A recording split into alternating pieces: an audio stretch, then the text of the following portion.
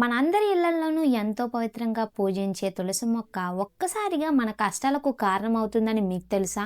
ఆశ్చర్యంగా ఉన్నా సరే ఇది నిజం. తెలియక చేసే కొన్ని చిన్న చిన్న పొరపాట్లే దీనికి దారితీస్తుంది. తులసి మొక్కను సాక్షాత్తు లక్ష్మీదేవిగా భావిస్తాం. అందుకే ఇది ఇంట్లో ఉంటే అంతా మంచే జరుగుతుందని, స్థానికుల శక్తి నిండి ఉంటుందని మన నమ్మకం. అయితే అంతటి పవిత్రమైన మొక్క విషయంలో కొన్ని జాగ్రత్తలు తీసుకోపోతే అవే మనల్ని ఇబ్బందులు పాలు చేస్తాయి. మొదటిగా వాస్తుశాస్త్రం ప్రకారం తులసి మొక్కను పొరపాటును కూడా ఇంటి దక్షిణ దశలో పెట్టకూడదు. ఆ దిక్కు పితృదేవతలకు సంబంధించింది కాబట్టి తులసిని అక్కడ ఉంచడం వల్ల ఇంట్లో గొడవలు, డబ్బు నష్టం తప్పవని పెద్దలు చెప్తారు. ఇక రెండో విషయం, ఆదివారాలు, ఏకాదశి రోజుల్లో తులసి మొక్కకు అసలు నీళ్లు పోయకూడదు. ఎందుకో తెలుసా? ఆ రోజుల్లో అమ్మవారు శ్రీ మహావిష్ణువు కోసం ఉపవాసం ఉంటారంట.